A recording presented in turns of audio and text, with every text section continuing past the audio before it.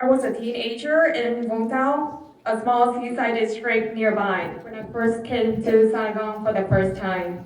And what I remember the most from that experience was not a landmark or a food. It was a chocolate bar. It was the packaging of maroon. Back then, I didn't know anything about design. I just thought that it looked so Vietnamese, but also so new. It feels familiar, but yet completely fresh. And I love it. That moment, it stayed with me. And only later, I realized that was design. So I chose to study graphic design. And after a few years studying and working in Singapore, I came back here to Vietnam. And I see that Vietnam has changed so fast. Um, you can see it all around, like a pagoda right next to a glass tower, a street cafe beside a modern office building, an old signboard right under an international brand. The old and the new just sharing the same street. And between these two words, I have to find my own rhythm, to live in both and to design within both. And that's also what I want to talk about today.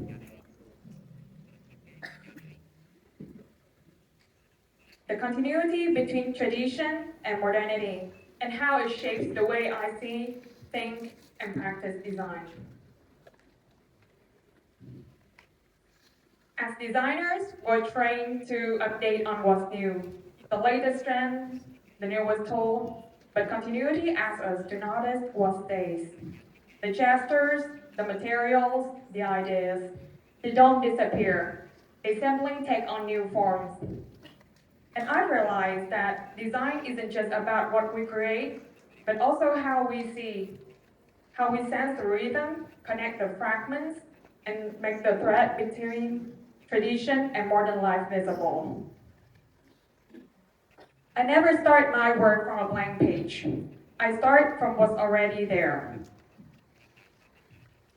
The traces, the fragments, and feelings. Sometimes it's a banknote. Sometimes it's a page from an old school book, a piece of gravity, or just something familiar to me. Basket boats, markets, the street, the sea. I take from those the shapes, colors, layout, anything. And all of this are memories turned into design materials. Modernity is a conversation with the past. And to me, design is about observing transitions, how things change, adapt, and overlap through time. It isn't about breaking the past, but speaking to it in a new voice. It's an invisible dialogue between tradition and modern life. We take what's familiar and give it a new rhythm. Because without continuity, design feels empty. It might look trendy, it might catch attention, but it doesn't stay. Continuity is what gives the design meaning. It's what makes people feel connected, even when they cannot explain why. And after years of working, it occurred to me that continuity isn't just a concept or a creative definition. It's a mindset. It shapes how we see, learn, and grow. We are all living archives, and that's what makes design feel human. Not the software that we use, but the memories we carry. Today, the world celebrates many breakthroughs, like the next trend, the next tool. But continuity maybe is a quiet kind of innovation. It's not about creating something new, but helping what's meaningful continue to live and evolve without losing its soul. And that's the hard part.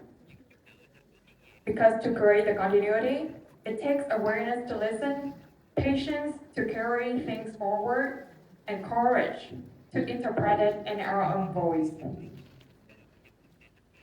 Somehow, the old and the new still coexist in this same city. One holds the memory, and the other drives momentum. And together, they make Saigon feel alive. And that's also how I want my design to feel alive. Not just modern, but connected across time. I want to be the kind of designer to create the continuity between tradition and modern life, and keep that thread moving forward through time and through people. And that's my talk. Thank you, everyone, for listening. Hope you guys have a good day.